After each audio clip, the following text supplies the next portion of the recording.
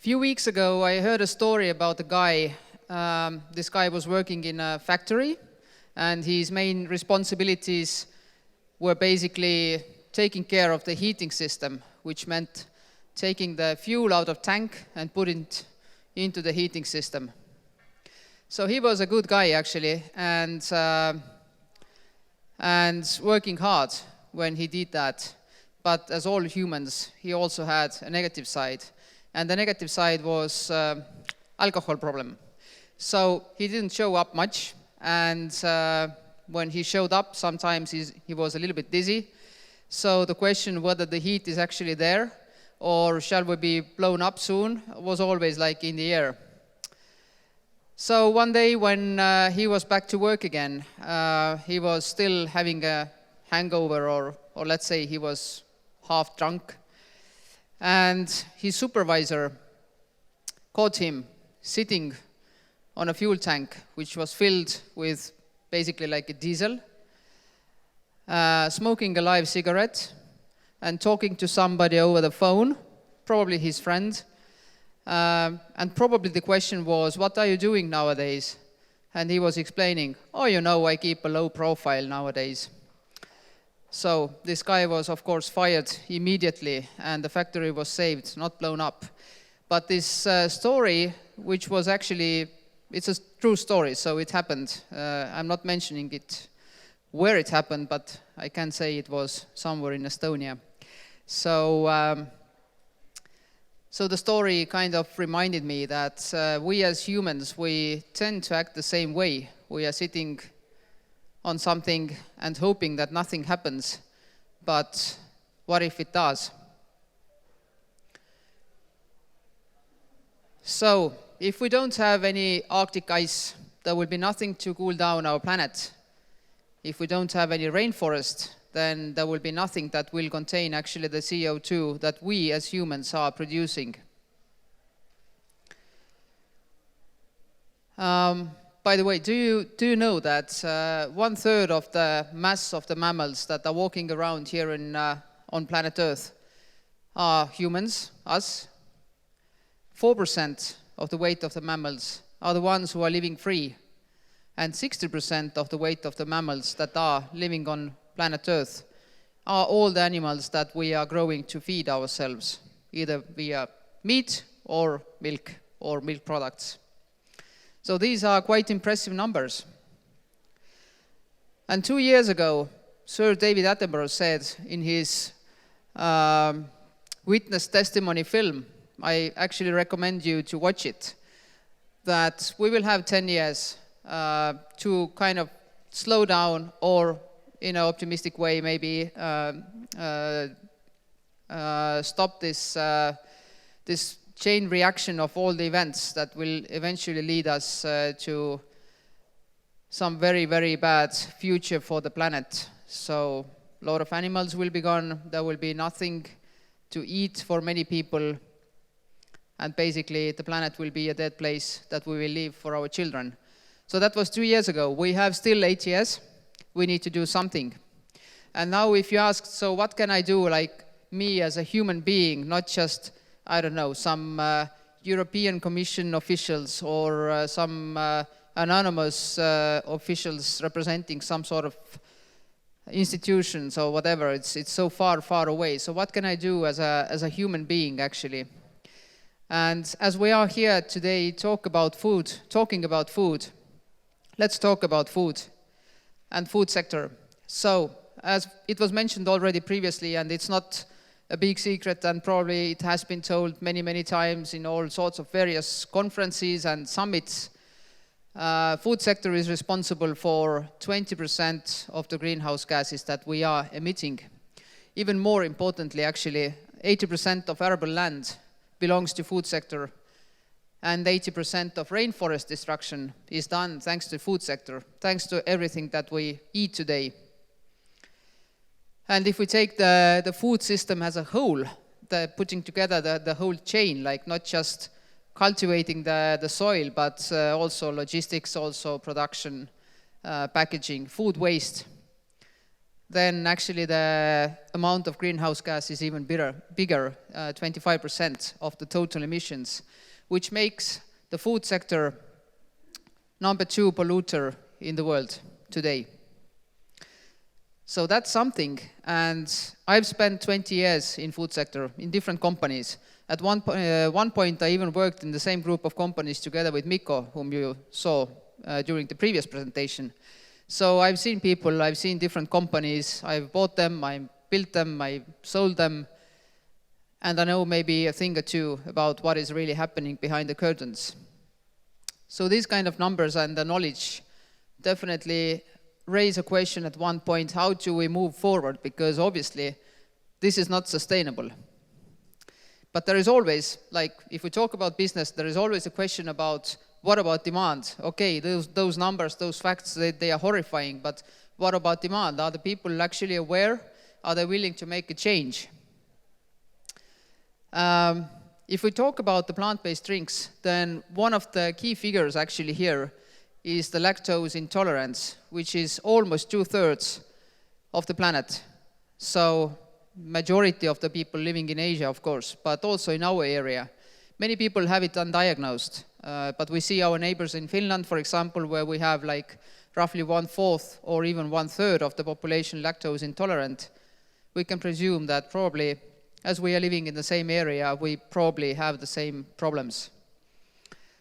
The good part is that 2/3 of Generation Z, which is the people who are born at the time I was graduating from university, 1996 and later, prefer healthier and or vegan diet. So the demand is definitely there.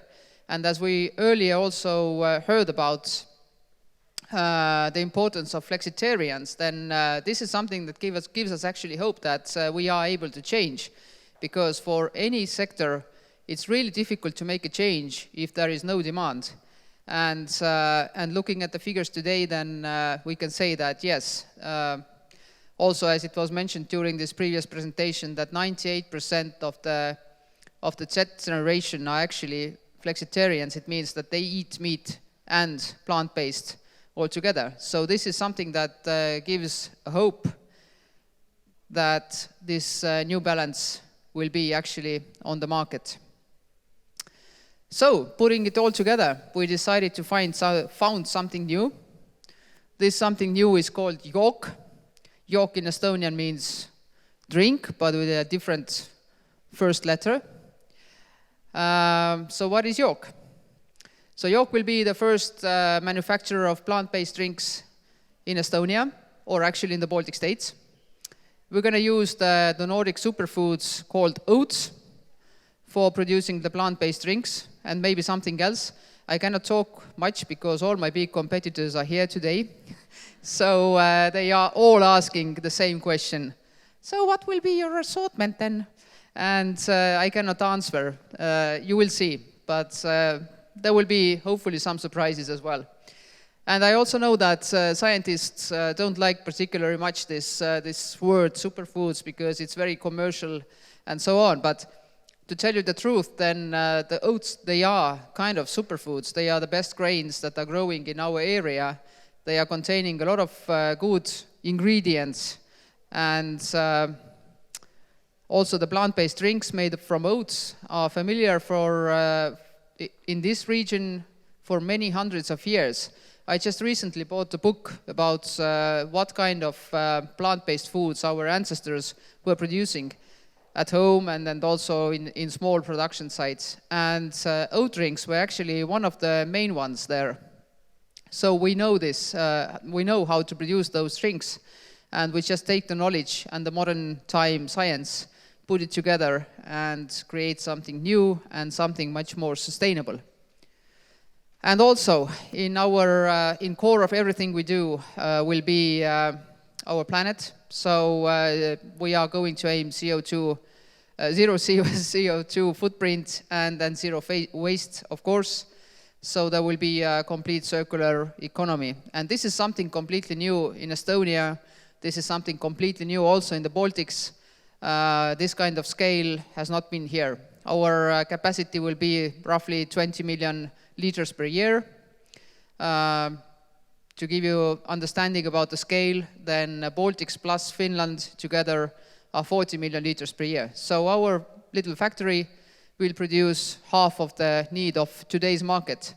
And if we talk about business again, then this is the area where actually the growth numbers have been double-digit for the past 5 years or so. And this trend is going to continue for sure.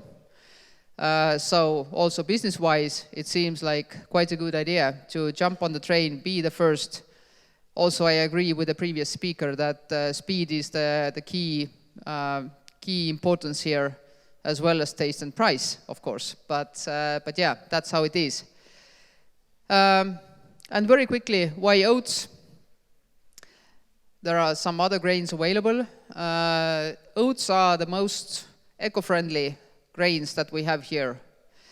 So just to make a very quick comparison with the cow milk, then let's just think about water and forget about the gases and everything else. So 1 liter, production of 1 liter of oat milk, oat drink,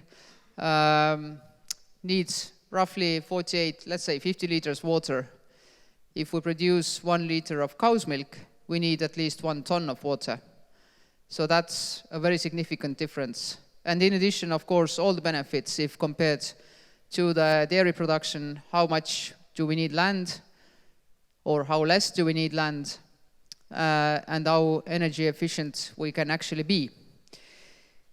Now, the second question I was asked quite a lot today is when. And if everything goes by the plan, and it's if, of course, then second half of next year, let's say it's not going to be Christmas and it's not going to be midsummer, so somewhere in between, we're going to produce our first products and will be on the market. And just one more thing quickly, just to kind of like maybe express my understanding that we are actually doing something differently, which is really important for me personally, and also I think like business-wise and also for the whole food industry. A couple of days ago, I was asked by quite a distinguished businessman in Estonia. He's not involved in food industry, he's from somewhere else. And he said, oh yeah, Katre, I read that you are going to do this kind of new, some drink, something from plants and so on. But why do you think that you from small Estonia will be actually successful against those big players on the market? And I was like completely shocked. I looked at him and I was like, wow, I can't even, I don't have this kind of question, because if you go to the market, it doesn't even matter if it's traditional food industry or is it the new one, it's always the big players. You can't even think that you will fail like against the big players. So yeah, as also the introduction was done for me, a big part of our business will be exports, and probably at one point it will be maybe 90% of our activities, maybe even more. Let's see. But the goal is very clear. We need to go to the markets where people are ready and offer the best we can. And what I also like about this sector is that the R&D work is not just, having a strawberry yogurt and then doing innovation and bringing a blueberry as well. But actually the R&D is so fast, it's so super interesting, and it's just amazing that what the scientists are like able to do today and what are the new heights that we are aiming. So I'm really excited to be part of that. And I hope that next time we meet, I can serve you some drinks as well. So, thank you very much. That was my presentation.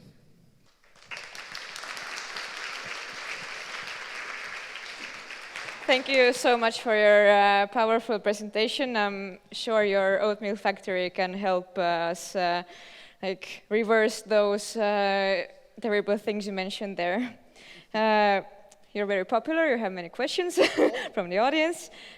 So the first one is, YOOK is aiming for zero food waste. What are you planning to do with the leftovers from the drink production? It's a big secret, but sorry, but it is actually. That's, well, first of all, around 10% of our production will be the food waste, so basically the oat mass. So there are different ways how to treat that. The easiest way would be just doing a biogas out of it. But there are some other ideas as well we are working on, and we want to add value on that too. Will it be human? Will it be pets? Will it be some other animals? We don't know yet, but definitely something which is actually worth something. Oh, good sentence, but anyway, you get the point. Okay, continuing on topic of oats, where do your oats come from? Is it enough for you, for your factory to get it locally? Yes, all the oats will be sourced locally. So it will be either Estonian, Latvian, Lithuanian, if we talk about the nearby markets, or Finnish. We are also able to source it from more far away if needed. So it will be definitely local oats. Mm-hmm. Okay. Another question on sustainability. Somebody asked, can we have a package without a plastic cap?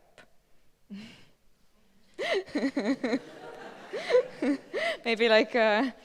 maybe we are done already or not. No. Okay.